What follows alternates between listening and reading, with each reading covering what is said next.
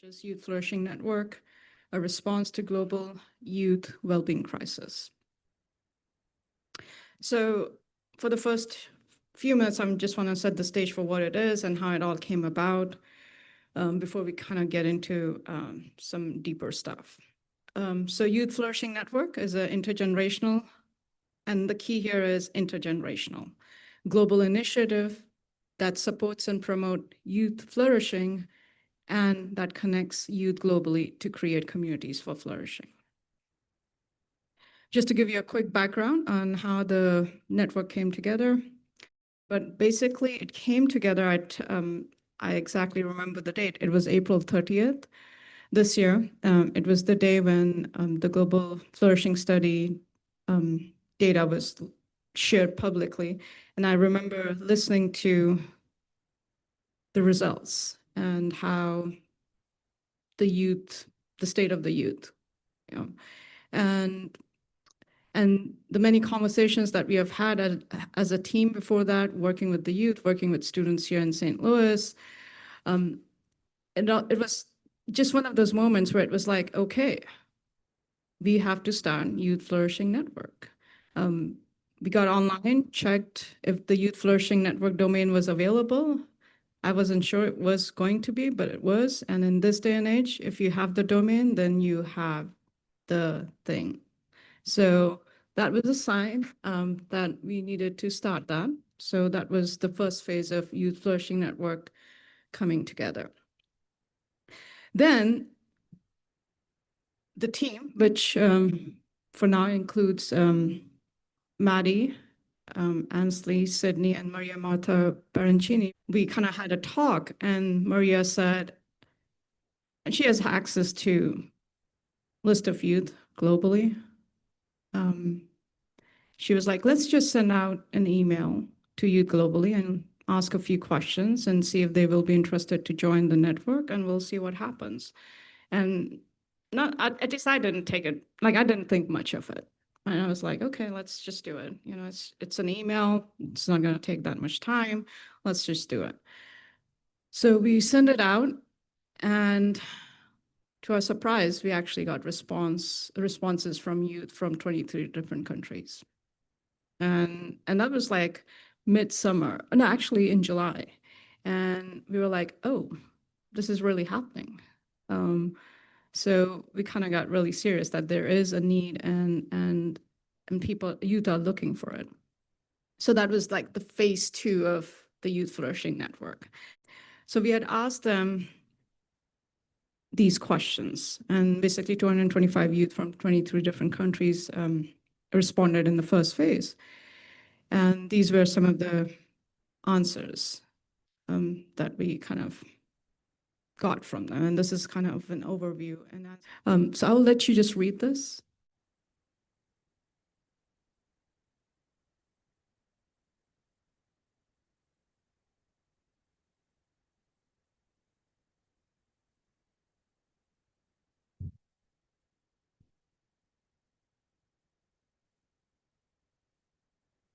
I'll give it 30 more seconds.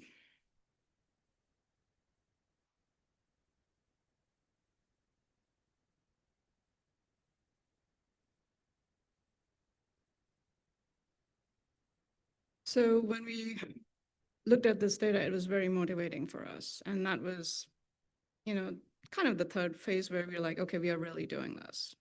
You know, and then we started to meet with youth on Zoom. We had several sessions, and unofficially, we had already laid the groundwork for the network. So how do we intend to achieve the goals of the Youth Flourishing Network globally? Is by offering the Youth Flourishing Leadership Academy, cross-cultural immersion, global projects for flourishing that youth from all different parts of the world work together, hosting conferences. Next time, we hope to actually host an in-person conference and in a different country where more youth can come together. And so that's our vision for next year. And then also starting off with research. So now I want to kind of get into some deeper stuff in terms of the how. So the framework that we use for the network is love. It's love for the self and others, And it is based on the idea that to flourish is to fully and completely love oneself and others. Okay, and we are very intentional. Let me step back. Let me just say this. Our understanding of love is based on the wisdom traditions of the world across different cultures and times. And specifically, we focus on this 6 attributes of love that you can see up here. Love is just, love is beautiful, it personifies beauty, it perseveres, has humility, is creative, and helps us be. Okay, so these are kind of the main attributes that we delve into as we do the work. So we are very intentional about focusing on love for the self first. And this is something that may cause tension and friction in some conversations and in some communities. That can be a very selfish thing, to think about loving yourself first before you do anything else, before you think about other people. And I'm hoping that this next visual image is going to help kind of put that in a more concrete manner. So this image you are seeing is what the German forester Peter Wellbeing calls the wood wide web. It is the web that connects each tree in the forest to the other trees in the forest. And it is this web that allows trees to share water and nutrients with each other, which in turn maintains the health of the forest. Now, it is very crucial that each tree in this wood wide web produces its own nutrient. Because even though other trees are sharing nutrients with it, if each tree relies on the other for nutrients, guess what is going to happen? At some point, the entire tree network is going to die off. Because each of us are looking, or each of the trees looking to the other tree for nutrient, and everyone's doing that. Not going to last too long. So in this image, the bigger, darker green circles are the trees whose roots go deeper in the soil. And as a result, these trees have more access to water, which in turn, then they can share with other trees whose roots don't go maybe as deep. And researchers call these trees the hub tree. They are the mainstay of the network. Now, if you draw a parallel to us humans and our communities, this is what it will look like. And this image, by the way, is created by Maddie Underwood. I just want you to take it in just for a second or two. And if you were to draw on the web, the wood wide web that you just saw, and draw an analogy between this as humans and then the tree network. Yes, we do need to love and care for individuals in our community, but we also need to love ourselves. Because if we try to just rely on others for love / nutrients, it's not going to last for too long. You know, it's going to bring the health of the entire community down. Because we are not one producing, you get the gist over here, right? But if each individual in the community is focused on the self-love as well, then their roots will go deeper and they will be more grounded, which in turn will nurture the entire community. And imagine if you had each individual doing that, what that community would look like. You know, just even picture that. And you're not doing much, you're just focusing on making that a priority. So the question is, how does this all relate to the network? So as we sifted through the responses that we got from the youth from 23 different countries, we saw a predominant theme that was popping up. which was the youth wanted to change the world and save the world. Which is great. Right? And at the same time, it is a double-edged sword, because if you look at the world around us right now, it can cause a lot of hopelessness, despair, and lead to a lack of motivation, which we are already seeing in our youth, in certain segments of our youth, because the state of the world is very overwhelming. Yes, you want to change the world, so you dive in, and soon you realize it's a losing battle, because we're not going to change other people. So then what happens? We get depressed, we don't have motivation, and we just give up. So at the Youth Flourishing Network, we function on the premise that change starts with the individual self, one youth at a time, and that radiates outwards. In other words, the network is focused on youth who want to change themselves and flourish, with the assumption that as they flourish more, they will become those hug trees that you saw earlier. And as they flourish more individually, it will contribute to the health of the entire community. So again, just for you to just take this in, and if you could just zoom this out, and how if you had those youth that were really investing in their well-being and loving themselves, how that would look like, and how if it went out, what picture that would paint for us, and what reality we would live in. So another way to look at the approach we have adopted is to think of Bronfenbrenner's model and flipping it. So this is Bronfenbrenner's ecological model, which places the individual in the center and explains that external conditions and systems like social norms, workplaces, friends, and family have an impact on the individual. He also acknowledged that there is a bidirectional relationship between the individual and external systems, but does not dive as deeply into this. So we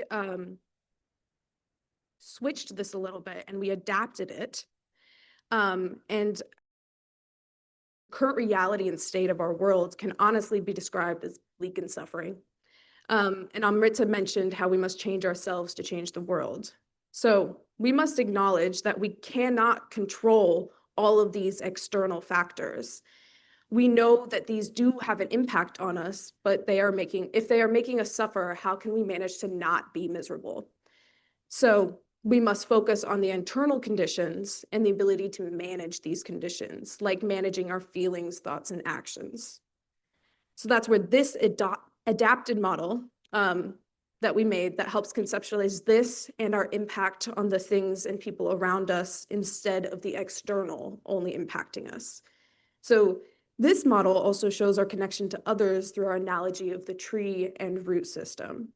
Focusing on our internal conditions helps us realize our inherent power as individuals. And managing our internal conditions must come from a place of self-love, though, as Amrita and Matt was talking about earlier. So as someone who has recently started to actually apply changing myself instead of changing others, I have attempted to fix my internal conditions from a place of judgment. I have always struggled with the concept of self-love, and I was not taught to love myself growing up, and instead only taught to love others because self-love is selfish. So when I started my flourishing journey and began working with Amrita, my tendency to better myself and to flourish more, although it did help in many ways, it did not come from a place of loving myself wholly. I wanted to fix these problems and things that I thought were bad about myself, like refusing to go to bed at a decent time or inconsistently meditating and practicing breathing, and other mental health related tendencies. My focus was on controlling my internal conditions, and that let loose my inner critic and perpetuated self-hatred instead of self-love.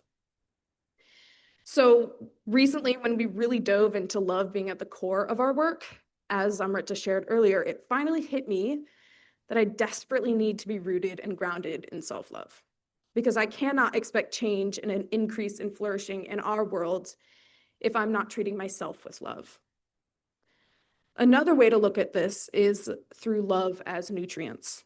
This model shows the roots that come from us and connect to others. And as this diagram that we looked at earlier, the Wood Wide Web describes, we can borrow and get some of these nutrients from the trees or people, but this will eventually deplete the nutrients for everyone. For myself, although I was working on my flourishing, my roots were not deeply grounded in self-love, which impacts my community and ability to love others. When communities are so focused on the external conditions and changing our systems instead of ourselves through self-love, we will languish and wither away. Earlier, we saw the attributes of love, and I have to continuously remind myself of them. So here I have the attributes of love listed. I have to remind myself particularly of being, creativity, justice, and beauty. I've been able to start applying some self-love through these acts, like meditating to just be and exist, creating art, like the images I've shown in this presentation, and being just towards myself and my inner critic, and recognizing my beauty as an imperfect human. So we must nourish ourselves with self-love, and eventually this will spread to those we are connected to through our roots and groundedness. But the first step has to be self-love. So in essence, the Youth Flourishing Network believes that other people's flourishing is a natural byproduct of our own flourishing. And to flourish is to fully and completely love oneself and others.